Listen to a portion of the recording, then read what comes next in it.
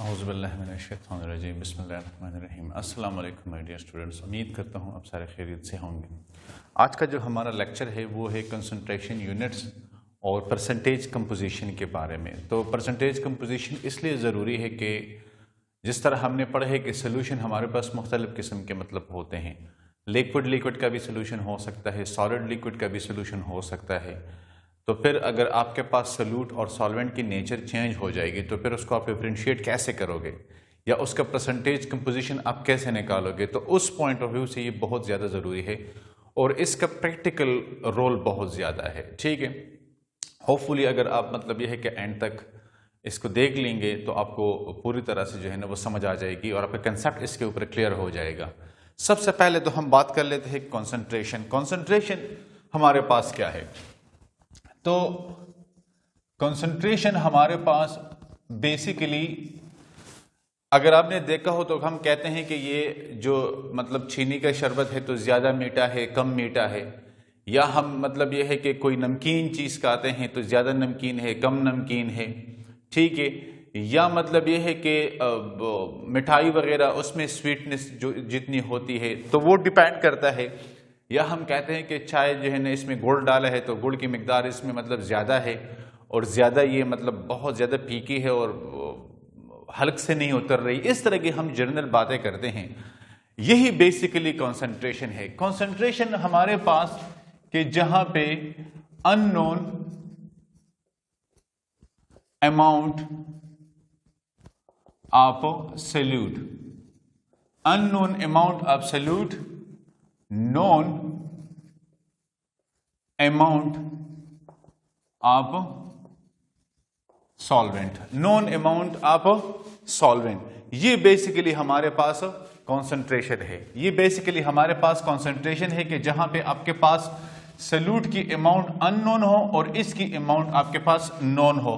For example, जिस तरह मैंने आपसे कहा था कि हम कहते हैं ये शुगर का शरबत है लेकिन ज़्यादा मीठा है, ठीक है, या ये इस चाय है इसमें गुड़ ज़्यादा है, चीनी ज़्यादा है, चीनी कम है, कॉन्सेंट्रेटेड है, डाइल्यूट है, इस तरह के फिनोमेना हम इस्तेमाल करते हैं।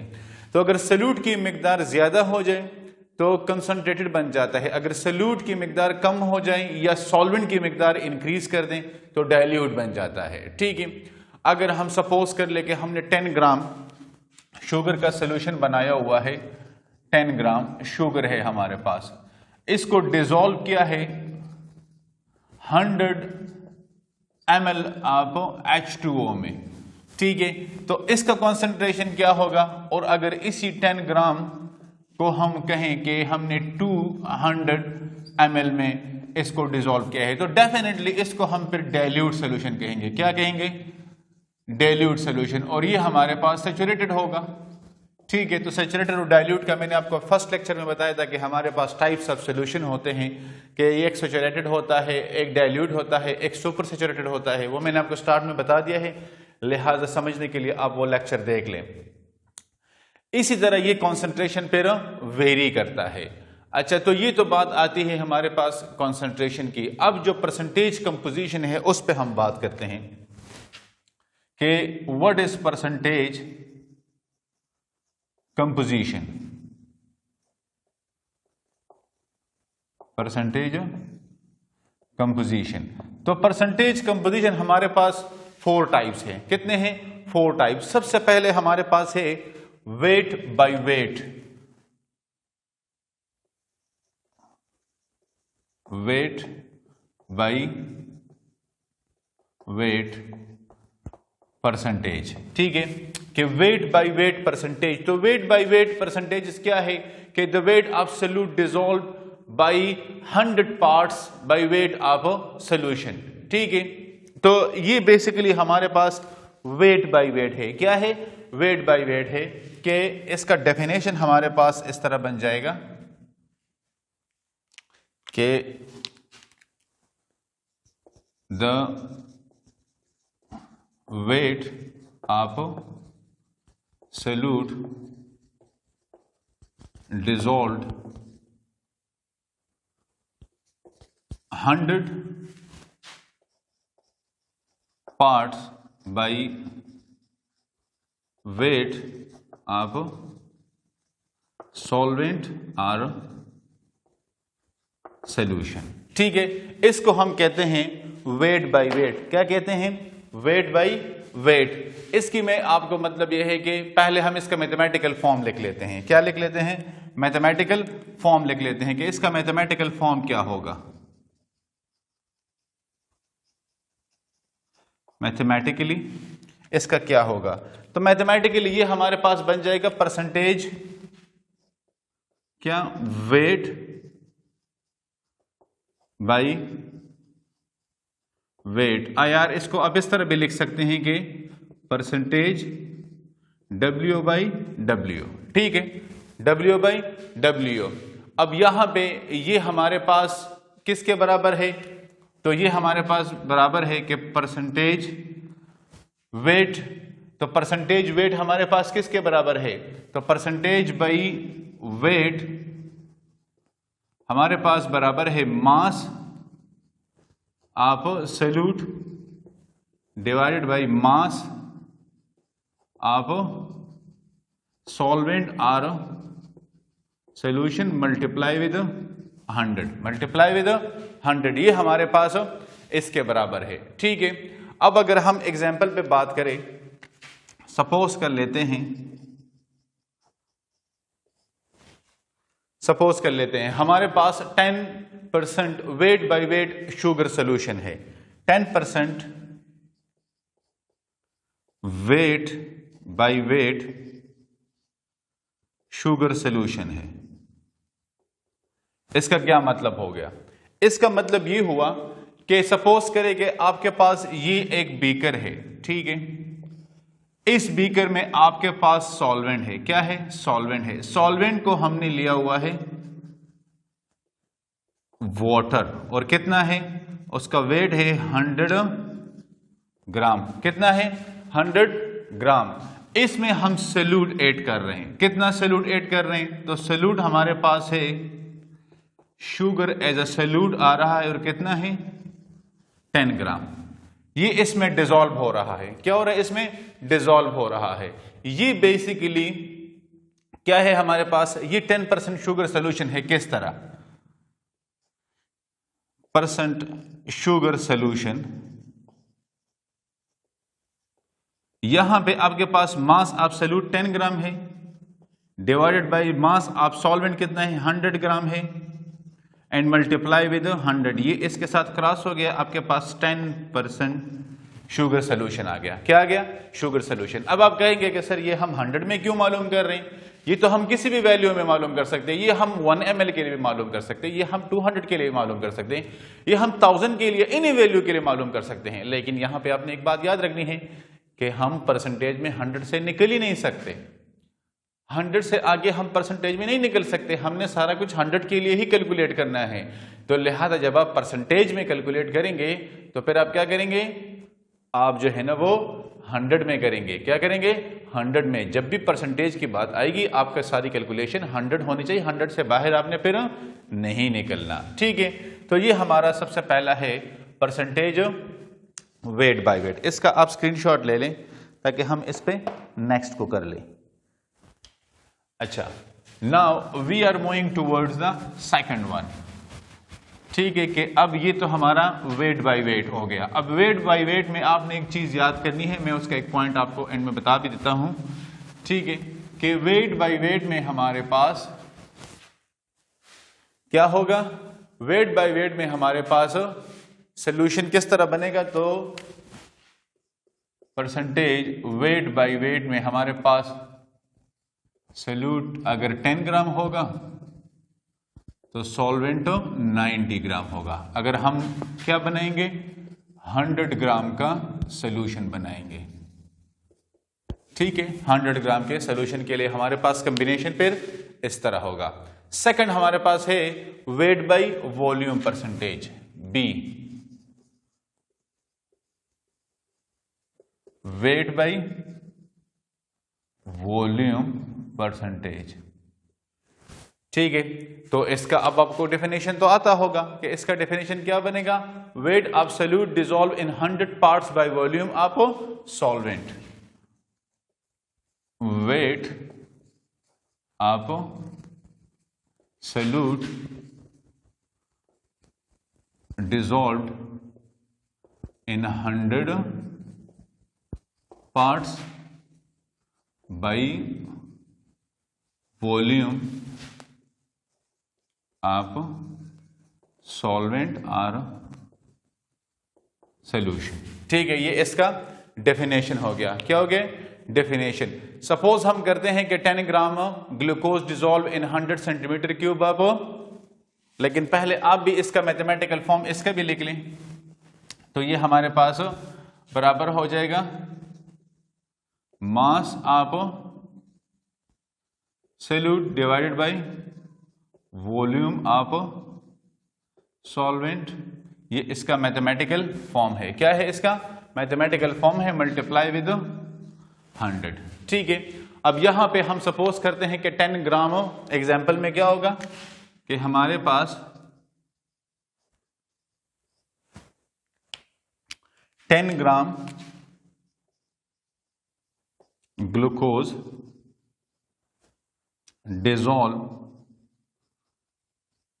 इन 100 सेंटीमीटर और ml क्यूब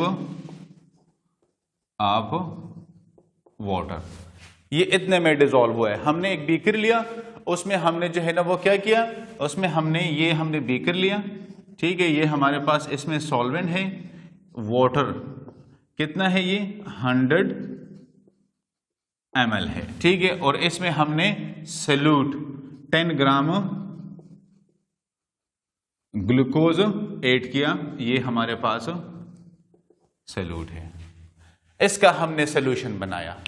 तो ये हमारे पास है weight of solute divide by volume of the solution. अब इस तरह के सॉल्यूशन में हमारे पास the quantity of solute is not exactly known.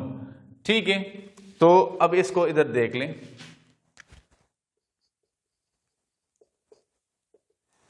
In such solution,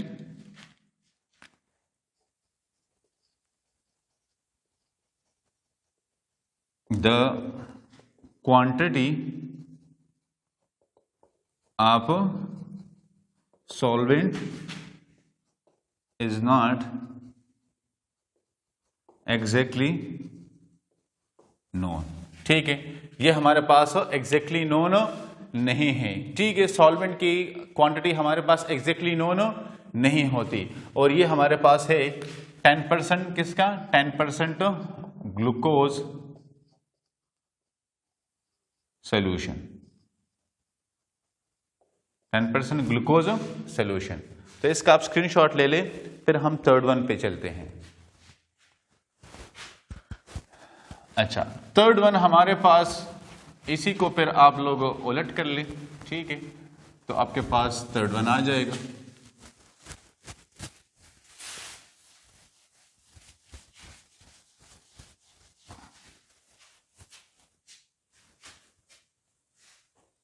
third one हमारे पास है क्या, वॉल्यूम बाय वेट। तो सी हमारे पास हो जाएगा वॉल्यूम वेट परसेंटेज। ठीक है, कि जिसमें हमारे पास the number of centimetre cube of solute dissolve in 100 gram of solute, the number of metre cube of solute dissolved in 100 gram of solvent or solution। ठीक है, ये इतने में डिसॉल्व हो रहा है। ये इसका हमारे पास डेफिनेशन आता है कि 10 centimetre cube of alcohol dissolve in 100 gram of H2O। अच्छा, तो इसका मैथमेटिकल फॉर्म आप क्या लिखेंगे?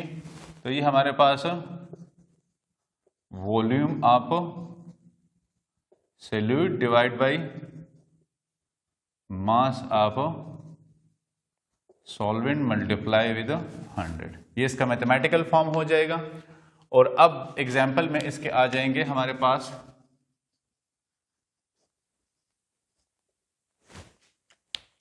के 10 सेंटीमीटर क्यूब या ml of alcohol dissolve in 100 gram of H2O। ये इसका एग्जाम्पल है कि हमने क्या किया, हमने 10 ग्राम या 10 ml को, ये हमारे पास 100 ग्राम क्या है, H2O है, सॉल्वेंट है। इसमें हमने सल्यूट ऐड किया। सल्यूट हमारे पास कितना है, 100 ml अल्कोहल, ठीक है, 100 ml अल्कोहल, ये हमारे पास बेसिकली सल्यूट। सो यहां पे टोटल मास ऑफ सोल्यूशन हमारे पास कितना होगा, 100 ग्राम होगा। Then it is 10% volume by weight solution of glucose. यहां पे आपको एक चीज, यहां पे अगर आप मालूम करना चाहते हैं कि अल्कोहल का हमारे पास परसेंटेज क्या होगा, तो बेसिकली ये हमारे पास 10% ऑफ अल्कोहल सोल्यूशन है, 10% अल्कोहल सोल्यूशन है, ठीक है। अब यहां पे हमारे पास जो टोटल वॉल्यूम होगा वो हमारे पास एग्जैक्टली नोन नहीं होगा, तो नोट में आप लिखें कि the total volume of the solution is not exactly known in such cases, ठीक है। ये हमारे पास एग्जैक्टली नोन नहीं होता। इसका भी आप लोग स्क्रीनशॉट ले लें ताकि इसके बाद हम लास्ट वन कर ले, डी। तो अब आपको पता होगा कि डी में हमने क्या पढ़ना है, volume by volume percentage, volume by volume percentage. D में हमने उसको करना है कि हमारे पास सल्यूट भी वॉल्यूम होगा और हमारे पास सॉल्वेंट भी वॉल्यूम होगा, ठीक है। दोनों को हम वॉल्यूम में लेंगे। वॉल्यूम बाय वॉल्यूम परसेंटेज, ठीक है। तो इसका डेफिनेशन क्या होगा कि वॉल्यूम ऑफ सॉल्यूट डिसॉल्व पर 100 centimetre cube of solvent, the volume of solute dissolved in 100 centimeter cube of solvent, ठीक है। ये हमारे पास इसका डेफिनेशन आ गया। मैथमेटिकल फॉर्म क्या होगा, तो ये हमारे पास volume of solute volume of solvent multiply with 100, ये हमारे पास इसका आ गया है मैथमेटिकल फॉर्म। अब अगर हम कहें कि 12% अल्कोहल बेवरेजेस जो है ना वो डिसॉल्व हुए हैं, या अगर हम मालूम करना चाहें कि एग्जांपल में, चलो मैं आपको बता देता हूं,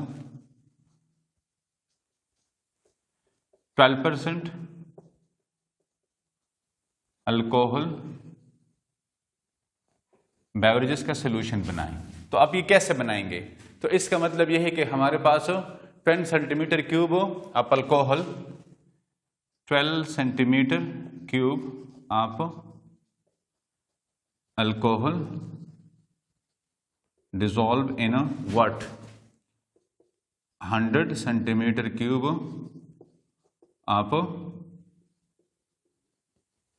सॉल्वेंट, ठीक है, आप सॉल्वेंट। ये हमारे पास इसका 12% सोल्यूशन हो गया। नोट में आपने क्या लिखना है,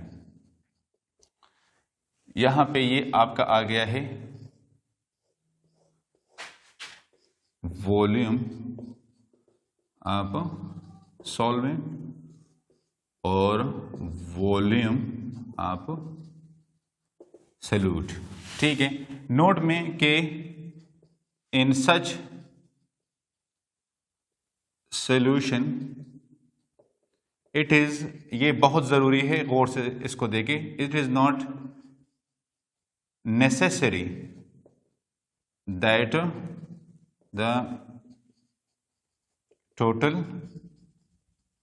वॉल्यूम ऑफ सोल्यूशन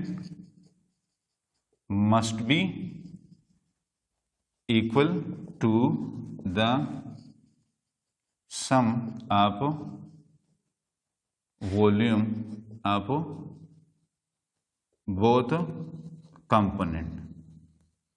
मतलब ये है कि अगर आपने यहां पे 12 ml का सॉल्यूट लिया है, यहां पे सपोज करें आपने 90 ml का सॉल्वेंट लिया है, ये सॉल्वेंट है और ये सॉल्यूट है, जरूरी नहीं है कि इसका 102 ml आ जाए वॉल्यूम सॉल्यूशन का। अब लग तो ये रहेगा इसका 102 होना चाहिए, लेकिन ये जरूरी नहीं है। ये टोटल वॉल्यूम ज्यादा भी हो सकता है और ये टोटल वॉल्यूम कम भी हो सकता है। क्यों कम या ज्यादा हो सकता है? यहां पे अगर आपको बात याद हो तो मैंने आपसे कहा था कि हीट ऑफ सॉल्यूशन का, मैंने सेकंड लेक्चर में आई थिंक सो किया था कि हीट ऑफ सॉल्यूशन भी कोई चीज है। हीट ऑफ सॉल्यूशन क्या है? Heat of delta H solution. अब ये प्लस भी हो सकता है, पॉजिटिव भी हो सकता है और ये नेगेटिव भी हो सकता है। मतलब ये है कि सिस्टम या तो हीट एब्जॉर्ब करेगा या हीट रिलीज करेगा। जब आप दो लिक्विड्स को आपस में कंबाइन करेंगे तो या वो मतलब ये है कि हीट रिलीज करेगा या वो एब्जॉर्ब करेगा। बिकॉज ऑफ दैट एंडोथर्मिक और एक्सोथर्मिक प्रोसेस वॉल्यूम कभी ज्यादा या कभी कम हो सकता है। और आप इसके साथ एडिशनल में ये भी लिख सकते हैं कि अगर हम इन दोनों को सेपरेट करना चाहें तो फ्रैक्शनल डिस्टिलेशन के थ्रू हम इन दोनों लिक्विड्स को सेपरेट कर सकते हैं। ये आप एक्स्ट्रा में साथ में लिख लें, ठीक है। तो guys, it was all about the concentration units and percentage composition. Hopefully आपको समझ आ गई होगी। फिर भी अगर कोई मसला है तो आप मुझे कमेंट्स एरिया में लिख लें। इंशाल्लाह मैं आपको भरपूर आंसर के साथ फिर आपकी खिदमत में हाजिर होऊंगा।